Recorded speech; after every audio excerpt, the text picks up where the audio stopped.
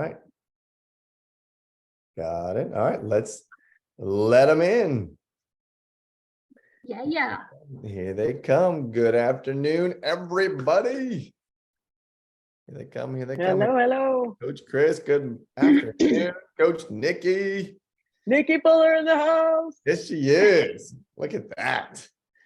Okay, everybody, welcome to, what is this, Wednesday's edition of the Real Talk, or a Real Talk. As people start funneling in here, we will continue to keep letting them in.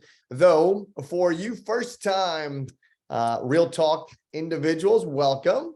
Let me share with you what a real talk is. It's exactly what it sounds like. It's a real talk between coaches, having a conversation, a real conversation, not holding anything back, right? So none of this is scripted. This is raw. Then today, our real conversation is going to be all around systems. I have three amazing system coaches here right now, and we are going to talk to them. They are going to talk to us about systems in their world. But before we get started, coaches, why don't we go around the horn here real quick? Julie, Kim, Kate, and introduce yourself, s'il vous plaît. Sure. All right, I am Julie Downey. I'm here in Indianapolis. I am a ILC coaching coach, and I love it. Mainly focusing on realtors, entrepreneurs, and yeah, I love it. I was in real estate for 25 years, had a big team in Indianapolis, and then knew that it was not what I wanted to do forever, that building and growing people was my passion, and here I am today. So super excited to see you guys and spend the afternoon with you. Welcome, welcome. And for the love of Kim Rogney, Kim, tell us who you are. Right. So my name is Kim Rogney. I am located in Milwaukee, Wisconsin, hence why I'm still wearing a scarf. So I am an entrepreneur. I'm an investor. I'm a national speaker, and I am also an entrepreneurial coach and an author. And I would say really what I have a passion for is finding people's talents and helping them bring joy to their world and their life, not just in business, but also personally while having fun. So a little bit of my background. Love it, love it. And coming from the Buckeye State. Yeah, Kim, I love the and having fun at the end. That's important too. Right. My name is Kate Salee, and I am a mama first and wife, and I am a coach with I Love Coaching that specializes in operations. So a lot of our executive assistants and a lot of the admin staff is who I work with mainly. I am an operations and growth director for one team, and I'm an investor and children's director at my church. I would say passion stuff. I love the enlightenment process of like that aha moment that people get where they truly tune you out and then they go straight into the notepad and you're like, all right, we're just going to sit on this for a little bit. So I'm passionate about making sure that people get that, whether it's in your business, in your family, in your spiritual life. That's where I get that passion button pushed. Love it, love it, love it. Okay, coaches. It's time for the real talk. Let's have a real talk about systems. What does the word systems mean to you? Where does systems live in your business, in your world, in your life, in your family? We have an amazing group of people here that are listening right now and also probably on Facebook that are asking the same questions. How can I plus up my systems, and where do I even use systems? Real coaches, go for it. Okay. Well, okay, so I started with looking up the definition, and I tend to do this a lot, and then I went and I looked for some synonyms, because when I hear the word systems, it kind of freaks me out because I don't necessarily like doing the operations, but I think very systematically. So I looked it up, and I have in front of me, a system is a way of working, organizing, or doing something which follows a fixed plan or set of rules. And here's the funny part. Then I went and I looked it up in the Urban Dictionary. Anything that is blamed when something goes wrong. Oh. And then it gave all these words: arrangement, organization, rule, structure, method, technique, process, procedure, approach. And so when I really took time to process that personally, I really do believe why we put systems in place. It's really so that you don't have to think about things, right? You don't have to think about it. And when you don't have to think about it, ultimately, I feel like a lot of systems turn into habits. And so that's kind of where I came up with, and then we can dig in together. After I processed that, I really thought about like all areas of my life, meaning my household, my children, my family, at all the systems that really truly do run my life. So, I don't know. Kim, that's huge, that definition, because I've never even thought about it that way. And I'm a CIS, so I am a systems person, if you know the disc. And that's huge because a lot of the people I coach are absolutely not. Yeah. Right. And so bringing systems from that kind of definition could be so powerful. How many of you are high Ds on here? Well, Right. I You am. hear that. Yeah. Yeah, I know. That's why you picked it. And Yeah, I had to look it I up. hear that for my high Ds, and I think they can hear that too. That was really powerful. Thanks for sharing that. That was Yeah. good. Yep, nope, I love that. I think, and I'd heard it said, and it rings true to this day, that systems is allowing you to take a breath. Because I think we all, whether we like to admit it or not, we all have a capacity. And I'm the last to admit it. I love the control of everything. That's my personality. But making sure that you have a system in place that allows you to shut off the what's next part of my brain. And truly, like, that is half of it. And then the other half, focus on the creative. How do I put the cherry on top here? How do I get really creative about this? How do I give the extra level of customer service that my people are wanting and needing? And like for that referral, whatever business you're in, how do I put the cherry on top? And you can't get to that place capacity wise if your brain is solely focused on what's the next thing that I have to do. And that's the beauty of a checklist. System is breathing to me. Yeah. And that's my personality. You know what I mean? Like, I need it to breathe, because otherwise I'll be at my ceiling. Yeah. That's good. I love that. It made me think, breathing, to me, that equals energy. And so like, I'm a very energetic, sometimes overly enthusiastic, passionate person. And so when I think of that, it's also the energy, right? Because we're all working professionals here, and some have families, some don't. We all have more than just our job. And whether it's at home, making sure we bring our best energy, or it's in the workplace, how do we bring our best energy and have the least amount to think about, but at the same time have a high customer service level? And so that's another way, right? Yeah. I love to look at. It's so funny. Oh, sorry, Adam, go ahead. No, this is good. I love looking at Jess and I were talking about this on Monday about how to break through ceilings, right? How to really break through ceilings. Now, gang, we're talking about ceilings all across your life, right? Health, wealth, and relationships. And would you all agree that systems are definitely a way of breaking through ceilings? Yeah, Sure. for sure. Mhm. For sure. So I was thinking about this in my family world. So my kids now are what I call mini adults, because they're still on my payroll. They're 19 and 21. So I'm like, when are you going to get off my payroll? So I was thinking back to, so I've been in the real estate industry for 25 years. My husband is a firefighter, has been also for over 25 years. And so when he worked, it would be 24 hours, 48 hours, sometimes 72 hours, sometimes even 96. So over a third of the time I was a single mom. And one of the things that I really thought about when we talk about goals, because the explanation of this conversation was about building systems to hit your goals. So I was thinking about my family goals. And so one of my goals that I set was, one, I wanted to teach my girls independence. It was really important to me. And I wanted us to function like a team of 4. And as a working mom and a girl boss, I didn't want to be a team of 1, like that mom, like, oh, it's mom's going to do everything. So I'm just going to share a couple systems, and I would love to know if you guys, if this like sparks any interest in your family life, and then we can go business. But some of the systems I put in place when my kids were little is I built a system to get out the door quickly. We took a poster board and we cut out pictures, or we took pictures of the mittens and the gloves. Remember, I live in Wisconsin. Adam, I know you don't know what that means. And the lunchbox and the whatever. And we put it on a board. And I was like, guys, listen, I got to get ready to get out the door too.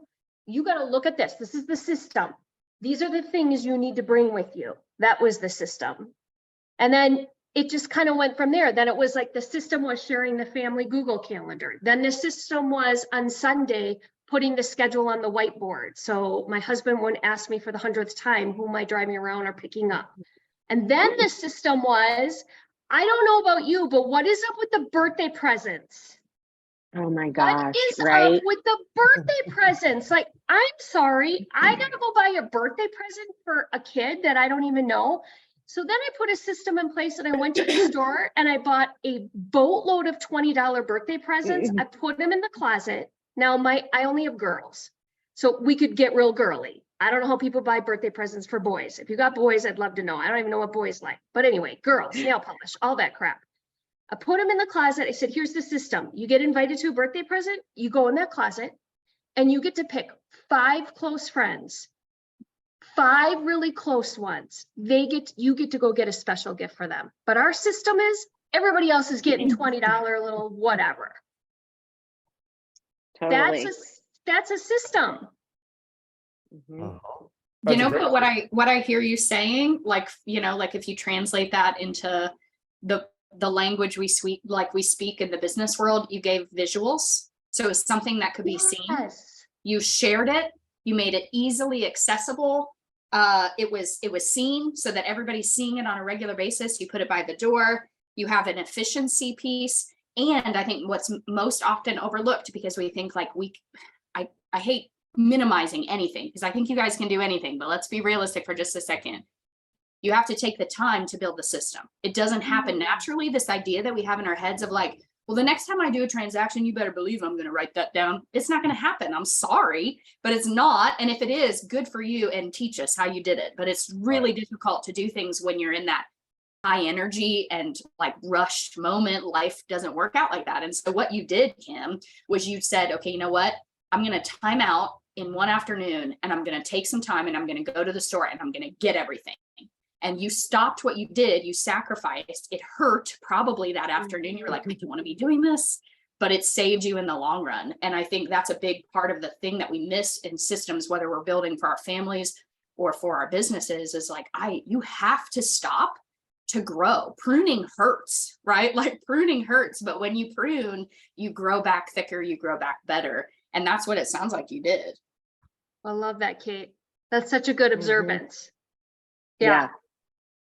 That's super awesome. And I think the biggest thing is, right, repetition is what takes your energy away. Anytime you're repeating things over and over and over, right? Every time you're at the store 3 times a month getting the same gift card over and over, that's where your systems need to come in. You know, what I always say is, if you do something more than twice, it needs to be a system. Yes. Right. And that's in anything. Love that. Well, and I heard another life coach speak. She was also a working mom. And one of the things she said, which you're both kind of talking to, is build the systems around your bare minimums. So for instance, thinking about the house, and I brought this home and I told my family and it's really worked. But, you know, she said, one of the pain points in our house is the dishwasher. So I know, don't think of water for a second or conserving water, but she said, no matter how full it is every night, the dishwasher goes on. It starts clean the next morning, right? And we've started doing that, and the dishwasher is no longer a point of contention in the house, right? So it's something so easy that over and over we're fighting about the dishwasher, and it's like, okay, what's our system become there? You know, and so it was really just like taking the bare minimums in your life and starting with those systems first. That's how you don't get overwhelmed from needing to build the systems out. Yeah. Yeah, that's good. That's really good. And what are those bare minimums that you're in your business? Yeah. Right. So sometimes in the life it's harder to think about, but in your business, you should be able to identify those. And if you don't have systems for your bare minimums there. Yeah. Well, what are y'all finding are right now, right? Because our if you're in the real estate world, maybe in the sales world, the world's a little bit unique right now in sales and money transacting, it's a little bit different. What are you finding with your clients are bare minimums right now that are needing systems that you guys are having to help build systems for? That's a good one. Yeah. Kim, do you want to go first? I'll tackle after you. Sure, yeah. I mean, I just recently had one, and this is a team, they will close in volume probably 15, 20 million. So there's a rainmaker, there's 3 agents. We don't even want to get why they don't have an admin. I'm almost embarrassed to say on my watch. But anyway, one of the systems we just put in place, now this is only 2 weeks ago, is, I mean, it's like, I feel like a broken record, but we were talking about lead generation. I mean, it's just what we were talking about, right? They're busy, busy, busy. And I was like, well, what can we do bare minimum? Julie, like you said, like what can be our minimum standard? And they literally only picked one day during the week that they could minimally commit to and know that they could commit to and actually show up together at the same time on Zoom. That was it. But it's the first step, like Kate, what you said, like we have to try something first and then we'll grow through it, right? And so when I talked to them this week after 2 weeks, we don't even have any analytics yet. We have more like ahas, right? They're having ahas like, oh, okay, yeah, I should be doing this. Oh, I did find out X. I'm like, okay, we just stick with this for 4 weeks and then add on to it. So that's one of the systems simplicity and consistency are what I'm really working on with a lot of people right now. I hear you loud and clear on the simplicity one for sure. Go ahead, Julie. Sorry. Well, no, I was going to say the same thing because one of the things about your system was that it was easy. Yeah. Right. Your systems aren't going to work if they're complex. I see agents especially make totally overcomplicating the closing gift thing. Right. We try to make it personal and thoughtful and all this kind of stuff. And you are losing so much energy and productivity by not just getting something branded that's awesome for everyone that you're excited to give them and call it a day. Right. But yeah, it's just those itty bitty little tweaks, right? Make it easy, make it simple on yourself, make the repetition go away as best as possible. And that's how you get your energy back with systems. I think you have to be so careful though. And because we love throwing around words like efficiency, like just make it efficient, make it simplify. And what I would want to confirm, and I know you guys aren't saying this, but just for everybody else, like not everything should be that way. Like there are some things you pour effort into. When we're talking, like one thing that I'm building with clients, it's their VIP program or their core clients, whatever, where they're pouring into these people. It's like you can totally go the opposite of what Julie's saying. And like, okay, she picked one thing to simplify. I say simplify things like pick your 3 lead gen and hit those and pour your money into those. But when it comes to like VIP stuff, they're thinking like, okay, well, I'll throw, I'll give them a whistle in January and a magnet in February, and then I'm going to give them a picture of me signed by me. And it's like, what's efficient every single month? And you've lost all of the value and you're just throwing your money away, right? So it's like they've tried to create a system where what should have been the system was time for you to think, how can I connect with that person? That's the system. It's not necessarily what you give them. It's, okay, on Tuesdays, I'm going to look through my VIPs and I'm going to figure out who of my 2 VIPs am I really going to connect with. That's the system.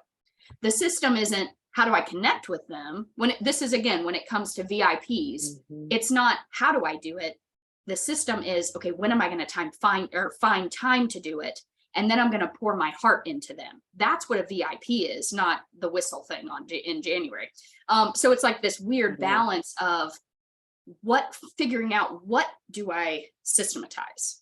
What do I simplify? Where do I find my efficiency so I can use that part of my brain that gets creative, that shows up with pizza on moving day, those kinds of things. And then once you master that art, then you start creating a system with the creativity. But not everybody gets there. And to pretend like we can simplify everything, it just doesn't work like that. I really don't think so. Yeah. That's good. That's good. I'll tell you, I literally just got off a coaching call and we systematize. We're going all the way back to the basics in the beginning. Words. We systematize his morning affirmations. We systematize, and I'll tell you the system. I gave him one of my affirmations that I used years ago. And then I told him he had to simplify that one. And with the word that he had to put in there was positive, right? Because he kept beating himself up, positive, but it had to be in there 4 times. And here's the system that he had to do. When he got his sentences, he had to have 2 sentences. That was an affirmation. He had to tape it to the visor of his car. Every time he got in the car, he had to read it. Every time he got out of the car, he had to read it. That was his system. Until his brain could really understand what specifically he was trying to tell himself, because we all know that our selves eavesdrop on our thoughts. His thoughts were saying, I'm bad.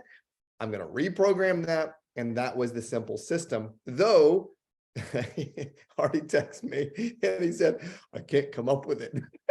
So, working through that right now.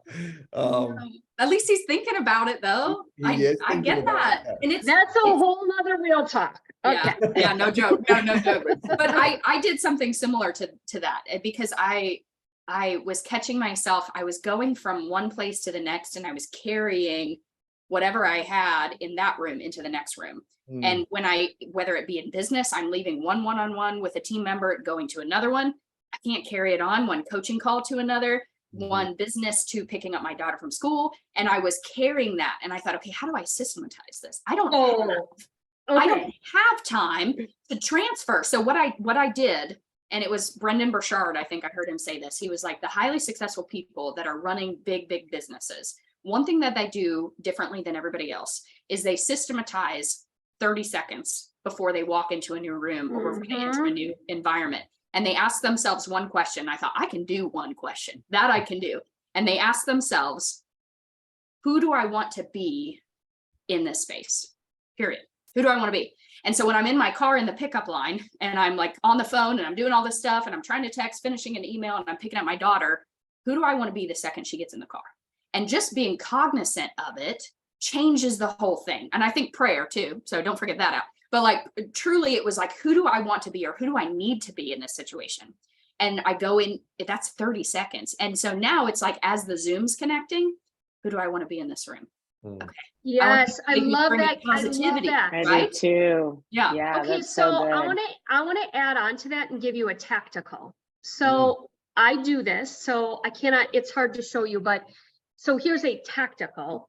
So every morning before I start my day, I look at my calendar and I set an alarm 10 minutes before each appointment. Okay. So now I have them actually titled, right? Because if I'm doing coaching sessions, I literally have Monday, Mark, Wednesday, Melissa. So now I don't have to think as much. That's another system I did. I see. So I turn on all these alarms. So today I had like 7 alarms set up. And then I kind of do the same thing, Kate, is then I just kind of like shut down what I just did, because our goal is to be present with whoever we're with, because the greatest gift anybody can give us is their time. That's right. And so then, like you, I have 5 questions that I read, but now it's turned into a system, and it kind of morphed over time where it was like 10 minutes, breathe. Now I'm reading the questions like what you have, and then bada bing. And then, like I said, to 10x the system, every morning I'm turning that alarm on. I don't have to think about it. Yeah. That's good. The power of systems. That's really Yeah. good. So that's like a simple. Yeah. Okay, keep your coaching hats on. Keep your coaching hats on. Let's look at our audience here. We have an incredible group here that are with us. And I would say the majority of them are in the real estate space. Yeah. Let's get specific with increasing. We can either say productivity, we can say leadership, we can say, let's fill in the blank there, increasing something, and then the system behind a system behind increasing that. So let's start with productivity. What are you all coaching your people with right now? Whether that's in sales, whether that's in whatever space, to increase their productivity that are systems. What are we doing? So one of the things that I'm finding, and I know we're talking about this all over the industry, is, people are needing to double down, right? So what that has meant for a lot of the people I coach is that the results from the sphere aren't coming as strongly as they used to, right? So for every 12 people, we might used to get 2 pieces of business. Now it might be 36 people to get 2 pieces of business, right? We're in a shift. We don't quite know where that's going to land. So what's happening is we're running out of sphere to contact early on. Right. So the system we've been implementing a lot is going to Remind. Do you guys have Remind in your markets? Technology, okay. Or Home Snap. I think you all should have Home Snap. And looking around those neighborhoods where your buyers want to buy, those neighborhoods where you want to sell listings, and really spending time creating your lists out of those programs to find the high sell score people, you know, and really, because it's super hard to target a group of 300 people, right? Your system then becomes, how do I prioritize this with big data to say, where do I start in those 300? So that's what we've really been going through. And so, you know, going from sphere in your quarter to then right over to where can we start making more calls and more contacts? And how are we systemizing that to make it a real manageable list and get them there faster, right? Because the numbers are right there and you can just get on it and go. Yeah. So those have been huge ones. So I would say the most recent one that I had a conversation around was here in Wisconsin. We're struggling really, really hard with buyers, right? So I don't know if some areas are still, you know, are starting to have shifts with prices come down or less offers. Well, we're not. It's multiple offers. So a lot of the agents have buyers but cannot find them homes. So one of the systems and conversations we talked through was, well, how do we have a different conversation with our buyers? And so one of the systems we recently came up with is they get to choose the box. So we got box A and box B. Box A is, you told me, Julie, that you want to look up to 350,000 in this municipality, okay? But here's the deal. We know, we can pull it up right now. There's 5 homes on the market, 4 have offers. So do you want to be in box A? Meaning I'm going to show you homes anywhere within the entire county and potentially crossing over that's within that price range. Do you want that box, or do you want box B where you say, no, Kim, I have to be in that specific municipality? So giving the power to the buyer to choose. So that's one, we're letting them choose, okay? Then the second thing is, and this sucks, but it's the truth, and we're here to tell the truth.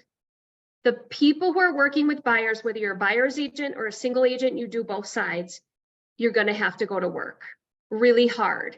You have to actually scour to find the home, And I'm actually a living, breathing example of it. I bought a home last year, and it wasn't even quite as bad as this year, that was in a completely different area. It was across the street.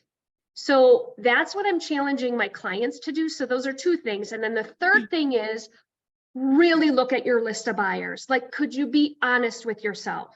Okay. So I recently had somebody tell me they want to close 6 buyer sides or have 6 accepted offers by the end of this second quarter. I said, I need you to look at your list and you need to tell me for sure on a scale of 1 to 10, 10 being 100%, you are positive that this person will write an offer. And he said to me, you guys, he said, oh yeah, there's probably a bunch on here that I don't really know. Like, we have a lot of investors. I'm like, investors are icing on the cake. That does not count in your 6 because investors are looking for a deal. I want you to tell me, do you have 6 that would write an offer right now, today? No matter what, wherever you find this $350,000 home and they have checked box A, it's a guarantee you're going to go find it. So those are the conversations we're having, and they're different, you guys. I've been in this business 25 years. We have never had this type of conversation. Never. Right. Yeah.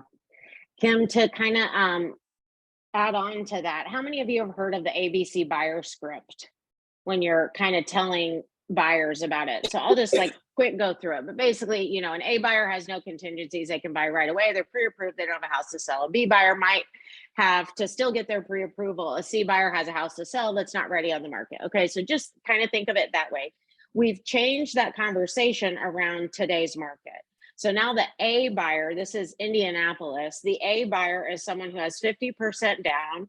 can pay 10% over the list price, has nothing to sell, no contingencies, can buy as is. Okay. The B buyer is now someone who can only pay 5% over, maybe has 20% down, can't buy as is. And your C buyer now is a person who can't pay over list. Maybe they have 5% down. So, Mr. Buyer, where do you see your situation falling? Right. And then they put themselves there. And then we say, okay, so when we have 15 offers on the table, the ones that are getting accepted are the A's. So we have two choices. If you want to compete with the A's, how does your now become an A? Right. So now they're saying, oh, well, I'd need to maybe put more down, and it's on, right. It's spelled out for them like in a chart. And so it's like, how do you move yourself to A? It gets them thinking creatively. But what it does is shows them all of these stages have opportunity. It's just not the same opportunity, right? So the A buyer can walk in the first 12 hours and write an offer and potentially get it. The B buyer probably can't compete with that first 12 hours, right? Maybe if it's still there 24, 36. The C buyer, we're waiting 14 days. And if that house is still on the market 14 days from now it's your turn to see it. Right? So it's really like setting the expectations for what kind of buyer are you? How realistic are you in this market? And what should our communication and actions be accordingly? I love that. Then to top that off, Julie, it's then the agent has awareness. Yes. Because I feel like Right. some agents, and this is not judgment, right? It's just a different market. We think we have more in our pipeline than what we do. And all of a Yes. sudden, when you look at it, you're like, oh, wait a second. I really only have 3 A's. I really only have 3 A's. Even though in my pipeline, I've got 10 more B's and 10 more C's, and then I'm coaching them. And they're like, oh, 13 in my pipeline. Really? You have 3. Now you said you wanted to close 6 this next quarter. You got to go find 3 more A's. Yep. And you're potentially spinning your wheels showing 15 houses to C's who can't get offers. Right. So yeah, it's one or the other, really. And it's helping having the buyers choose. You said that, right? Let them choose. Here's the market. How do you want to win? Yeah. I think you defeat awesome. hard conversations later on when they have different expectations that you're like, I wasn't planning that for you. But I think what you're getting to is the power of a scorecard and like EOS too, but knowing your numbers and tracking your numbers. There's power in that. You had made a comment. You're like, I thought that I had, I felt like this. Scorecards takes feelings out of it completely. And you're just looking at the real things that are in front of you. And it should motivate you. Share it with somebody, hold yourself accountable, get a coach to hold you accountable to the scorecard. But knowing your numbers is super, super important. The other system that we've been pushing is the power of the 1 year. The people that have bought and sold within 1 year, those people are way more likely to refer you business because they have an emotional connection to you that's still fresh. They can still smell it, right? So like if we're not connecting with those individuals, but you're trying to reach out to Suzanne, who you haven't spoken to in 20 years, you're kind of not wasting your time. I think it's worth doing. But if you're not talking to the buyer that you just sold, they're more likely to refer you to their friends than Suzanne is. And so by not having a system in place for those people, the second they close, move them to a drip, to a smart plan, whatever CRM you're using, and leverage yourself in that system.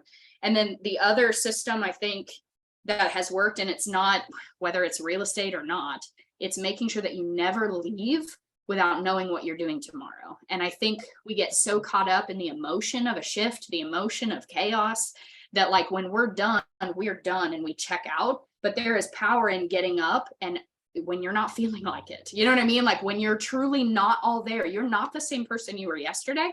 And so you watch something on the news that beat you down, or your like relationships that are not going great, and you don't feel like doing it the same way you did yesterday. When you have a list, at least 3 items to get your day going that you promised yesterday's self that you were going to do, it gets you moving and gets your head in the right space so that you can push through the emotions of shift. Because that's, I think, the first battle. Like, how can you keep a scorecard if you don't want to be there today?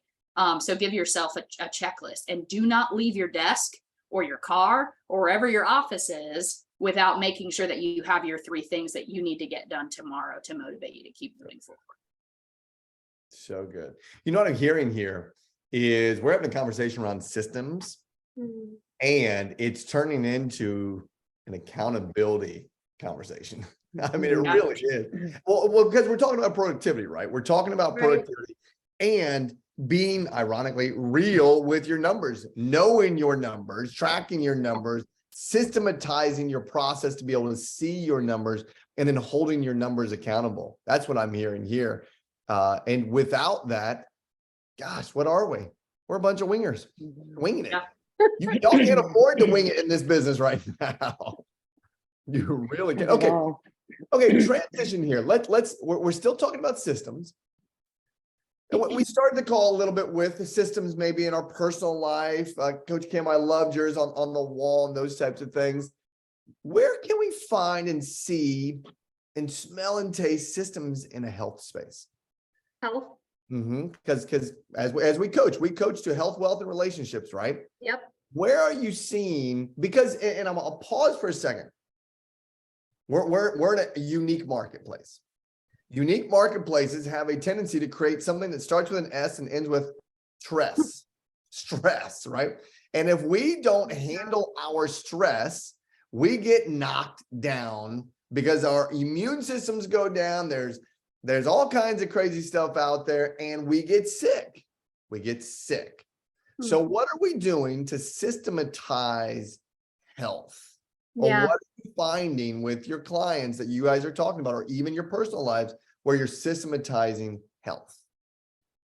So I can start with that when it has to do with mental health. Because we know 80 to 90% of our success or lack thereof really is related to our mind. And right now it's super duper challenging and hard.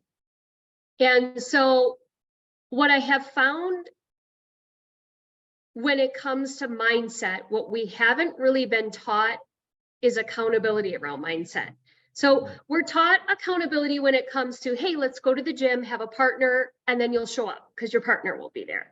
And then we're taught, oh, well, let's meet somebody and do some script practice and role play, and then we'll have accountability.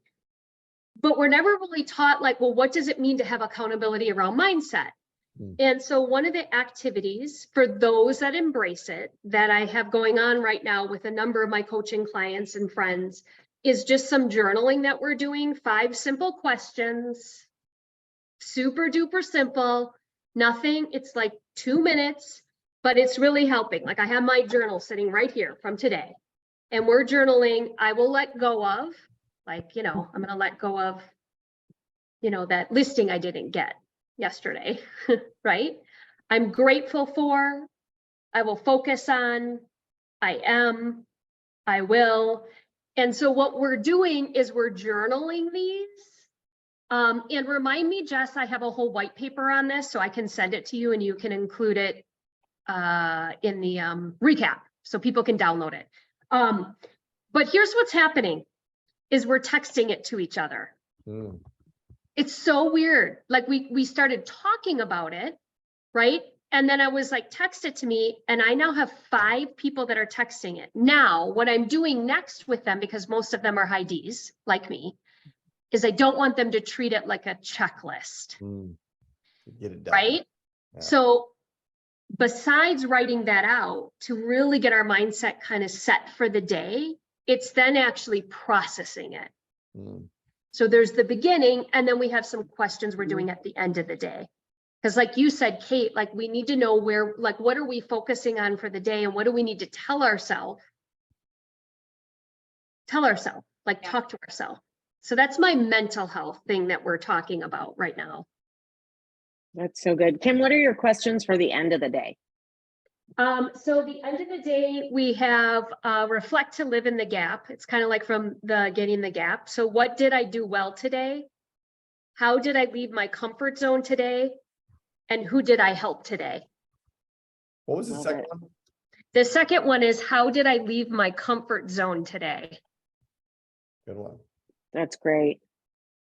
So those are awesome questions. Thank you. And I know Jess is getting them down for us, which is awesome. Thanks.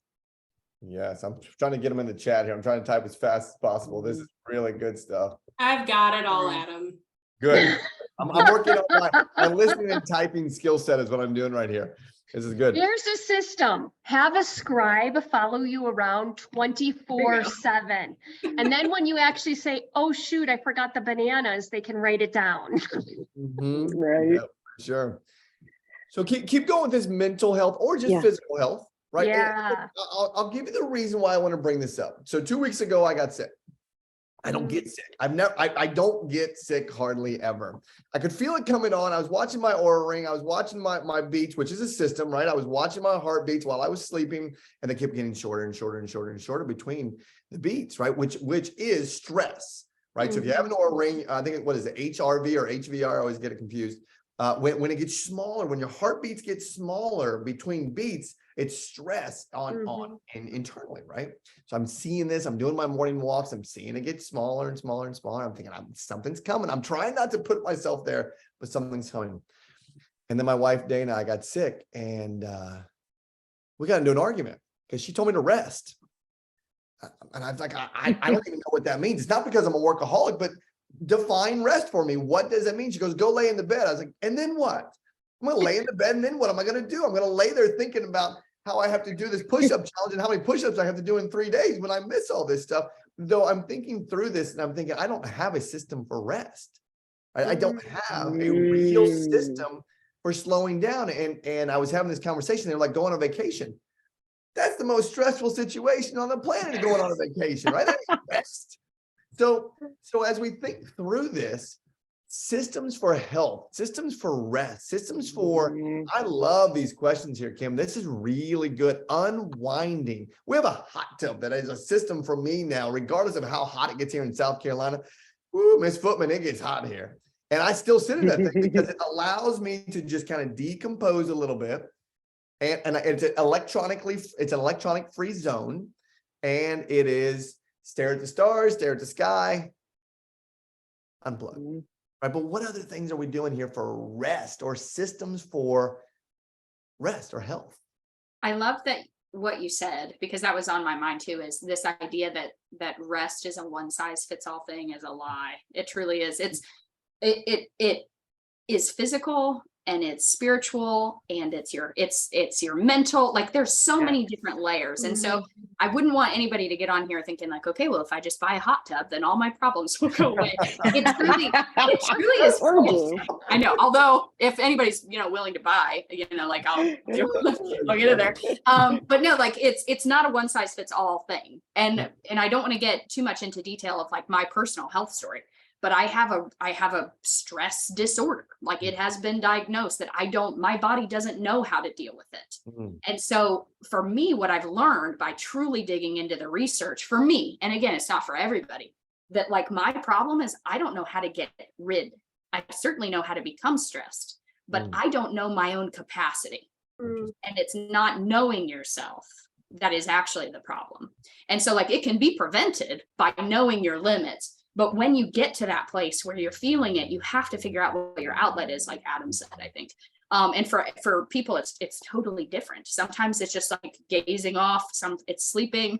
But for most, I would say it's probably releasing it and having the strength to be a little bit vulnerable. There is no more power than in vulnerability, in my opinion.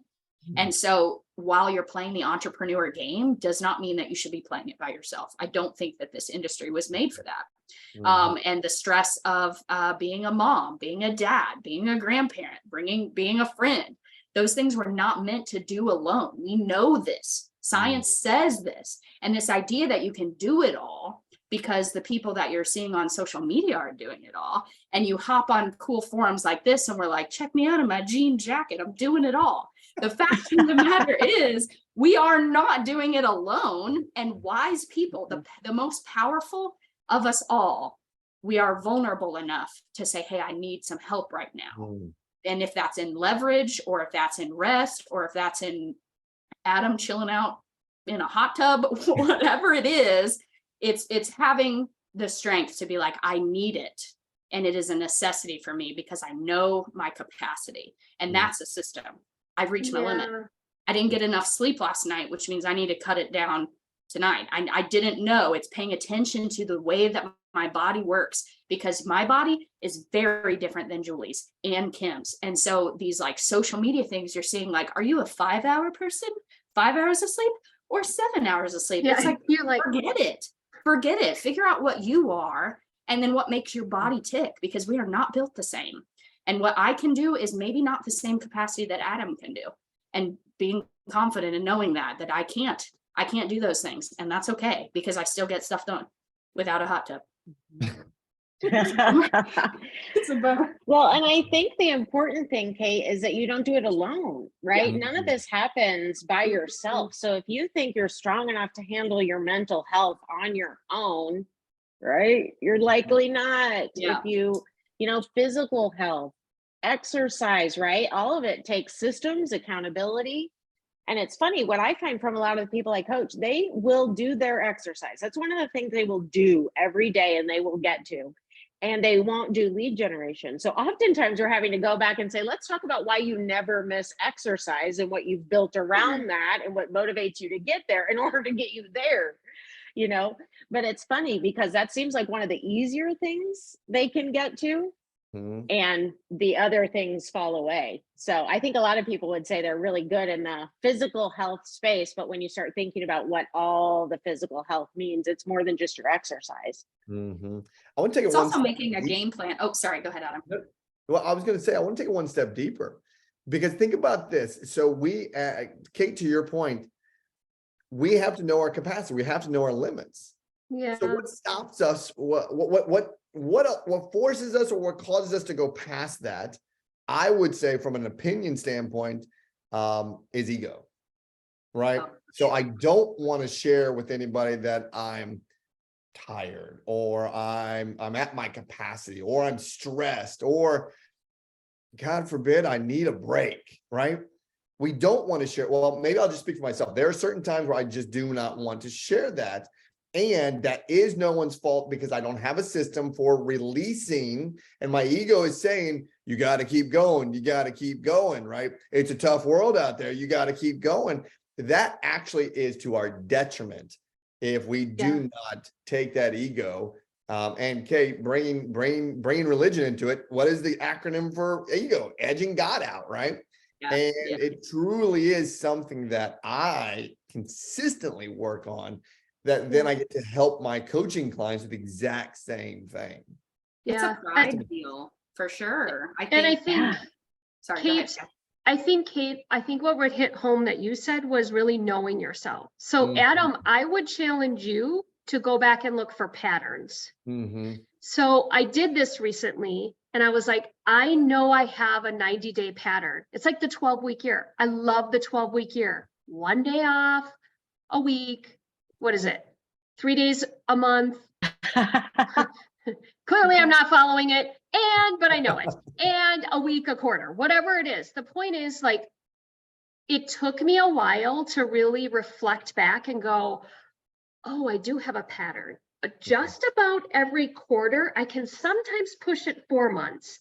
If I don't do something intentional to turn off, whether it's a long weekend or I have a trip, I will have a breakdown. Now, it's not always a breakdown in health. Sometimes it's actually a breakdown in questioning if I'm in the right job.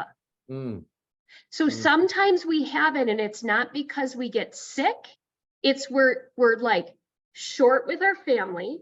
We're like, oh my gosh, even though I haven't done a W-2 job for 25 years, I'm gonna go get one now. Like, what am I thinking? I'm still 2. I'll get 2 even. Yeah, no joke. like, or whatever. Like, just there's patterns. So you can figure it out. And if you can look back and do that and then plan for it, you've got to plan. Yeah. Well, and Kim, I'm glad you said that, because I have dealt with health issues all my life. So when I was back at my peak productivity and lead generation and stuff, my system was that I knew I had to front load my week. My 100 contacts had to be made on Monday, because I didn't know if I was getting Tuesday, Wednesday, or Thursday healthy enough to get it done. And then if I did, yay, now I can get creative. Now I can go do all the awesome things I want to do. And if I didn't, I still got the stuff done. So that was knowing myself. And the other thing is listening to your body. Your body tells you, right? Adam's body was telling him and he ignored it and pushed through because that's what we do, right? And then all of a sudden his body's like, now it's not up to you. I tried to tell you, That's you true. didn't listen. Now I'm going to knock you down and make you lay there for a couple days, right? So, but paying attention and listening to that and going, oh man, if I get ahead of this now, maybe it won't force me to knock down, right? Go to bed a couple nights a little earlier. And it will. No That joke. was so good. But being in alignment also with what your vision was, and we talked about this at the very beginning. If you're running through life and you've now filled your life with all of these systems, all of these to-dos, all of these tasks, but you're not doing a regular check-in on why am I doing this in the first place? Or why am I called to do this in the first place? What is that? Then you could easily get off track.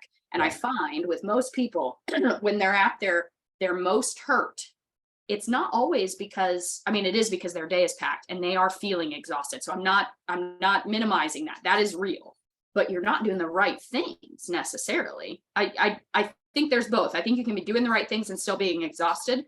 But if you're doing, running a race that wasn't meant to be your race in the first place, then we need to cut. We need to go back to the vision and say, what did I really want out of this? Because I guarantee you, when you got into running your own business and being a realtor, I guarantee that for most of you, it wasn't all about money. I guarantee that. It was about autonomy. It was about leading my own life. It was about living a life worth living. It was about being able to check out when I wanted to. All of the things you wanted, that's time.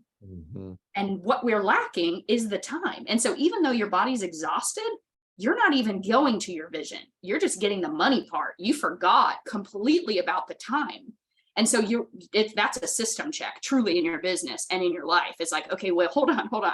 I might be able to own the vacation home, but will I ever be able to go? Probably not. And so we are not in alignment with where we're going. And no wonder you're hurting.